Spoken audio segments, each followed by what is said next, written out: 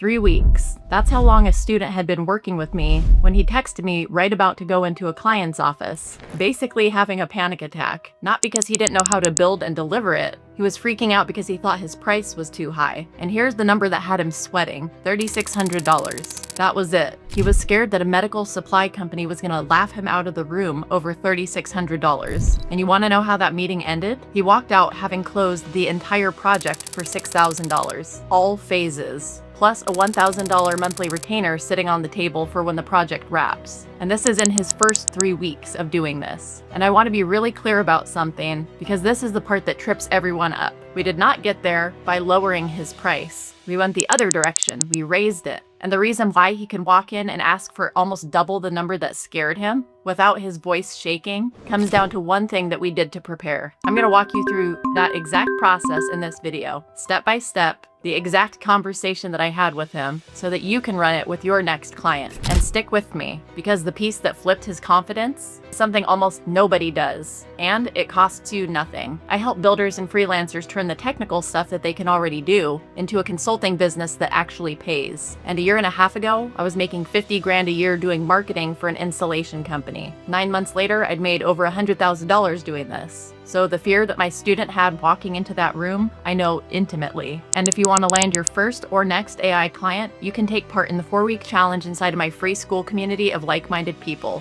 where you'll find a free course that's honestly better than most paid courses out there, and you'll get direct one-on-one access to me for whatever questions you might have. The link is down below. All right, let's dive in. So let me set the stage for you. My student's client is a medical supply wholesaler. They sell things like gloves and basic medical consumables. And they're trying to grow the side of their business that sells directly to clinics. Right now, when a clinic emails asking about pricing, someone on their team has to look at what the clinic is currently paying someone else, run a quick comparison to see how much they'd save, and then email back a quote. The problem is, that person is buried. Inquiries sit in the inbox for a day, sometimes 2, before anyone responds. And by then, half of those clinics have already gone with somebody else. So my student scoped a phased build to fix it. Phase 1 handles the inquiry emails so they stop going cold. Phase 2 automates the cost comparison. Phase 3 handles reorder reminders and invoices. Good, clear plan. He knew exactly what to build. That was never his problem. His problem showed up the second that it came time for him to put a number on it. Let me ask you something, and be honest with yourself. Have you ever sat there staring at a proposal?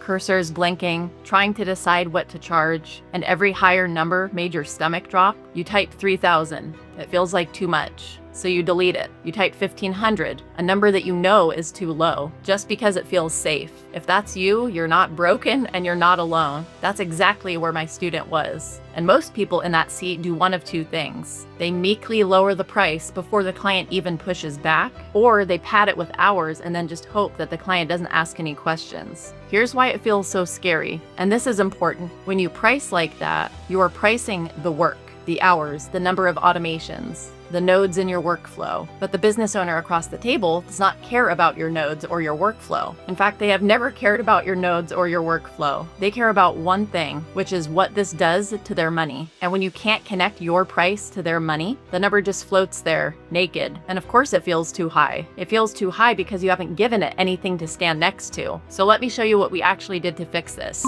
5 steps. This is the conversation, start to finish.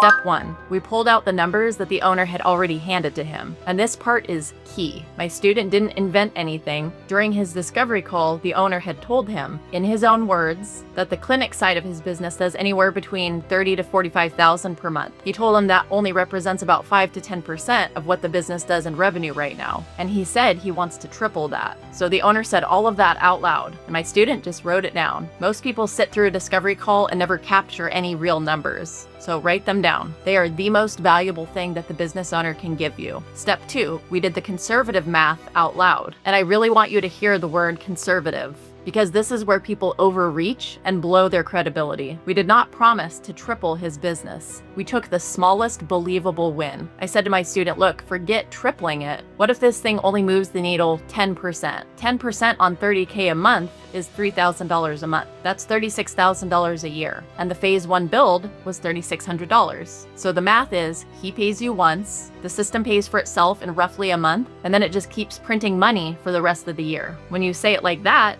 $3,600 stops sounding like such a big ask. It starts sounding like a rounding error. Now I want to give you an analogy, because this reframe matters more than anything else in this video. Think about a plumber. Do not pay a plumber $400 for 20 minutes worth of work. That is not what you're paying for. You're paying him so you don't end up with $20,000 of water damage in your walls. That $400 only looks expensive until you set it next to the thing that it's protecting. And your price works the exact same way. On its own, it looks big. Next to the money that it makes or saves, it looks like a steal. Your only job is to make sure that the client sees both numbers at the same time. Step 3. And this is the one that took my student from nervous to dangerous. We turned the pain into lost dollars. See, the owner's pain, the way he described it, is that we're slow to respond. We take 24 to 48 hours. That's how he said it. But we're a little slow is not a reason to spend money. So we translated it. Those clinics that are emailing in are at the very bottom of the buying funnel. They're comparing 2 or 3 vendors because they are ready to purchase right now. That is the hottest that a lead ever gets. And there's actual research on this. Inquiries that get a response within the first minute convert dramatically higher than the ones that get a reply even 5 minutes later.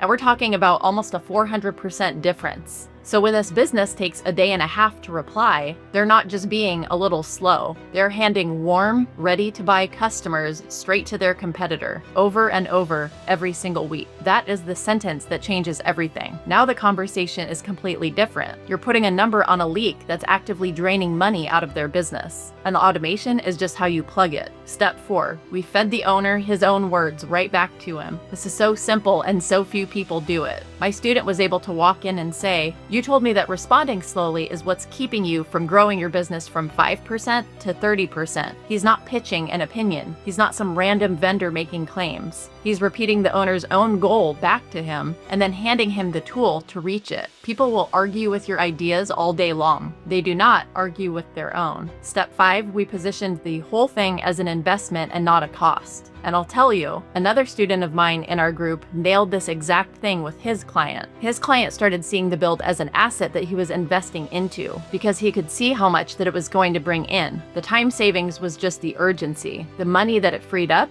that was the real prize. So we framed my student's project the same way. This is a $3,600 investment to capture thousands of dollars that you're losing every month. That is the frame. So here's what happened to the price once he could say all of that. $3,600 started to feel low because it was. When you can defend the ROI like this, you stop pricing from fear and start pricing from the value. And so he walked in at $6,000 for all of the phases. He wasn't nervous anymore. And here's the thing that I really want you to get. His confidence did not come from me giving him a pep talk. I cannot pep talk someone out of being scared. The confidence came from the homework. He'd done the math, and the math was on his side. You cannot be terrified and prepared at the same time. And here's the detail that I love about how he actually did it. He didn't just rattle this off from memory and hope that it landed. He built out a simple pitch deck and then walked in and presented it to him in person. One of the slides literally laid out the math that we just went through. The monthly value of the clinic side, the conservative 10% lift, the cost of the slow response,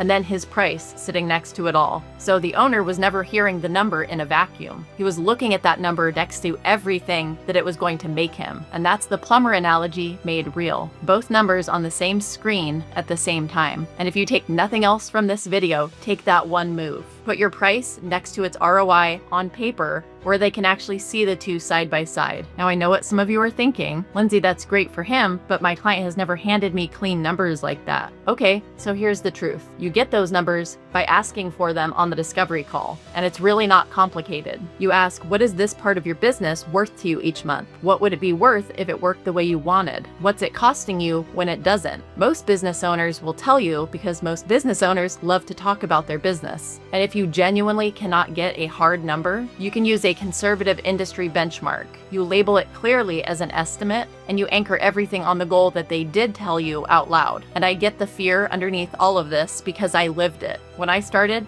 naming a price made me feel like a fraud. Like, who am I to ask for this? I'd stare at the ceiling at night wondering if I was even good enough to charge that kind of money. And what I figured out is that number only feels terrifying when you can't connect it to the client's money. The second you can, the fear just kind of evaporates. because at that point, you're not asking for a favor. You're handing them a deal that makes them money. Oh, and one more thing on the price. Remember that retainer that I mentioned, the $1,000 a month? We did not lead with that. You never want to lead with the retainer. You wait till the very end of the project when the client's excitement and gratitude are at their absolute highest, when they've actually seen the thing work. That's when you bring up the option to keep you on monthly. You will get a yes way more often when you catch them at that peak than when you slip it into the original proposal and it just reads like a line item. Okay, so let me bring this all the way back to where we started. My student walked into that room terrified of a $3,600 price, and he walked out with a $6,000 yes and a retainer on the horizon, all in his first 3 weeks. And the one thing that we did to get him there was prepared to defend the ROI with the business owner's own language. That's the whole secret. And that's why we raised the price instead of cutting it. All right, let me recap those 5 steps so you've got them. 1, pull out all of the numbers that the owner gave you during discovery and write them down. 2, do the conservative math out loud so the build obviously pays for itself fast. 3, turn the pain into lost dollars and back it with the speed to lead research.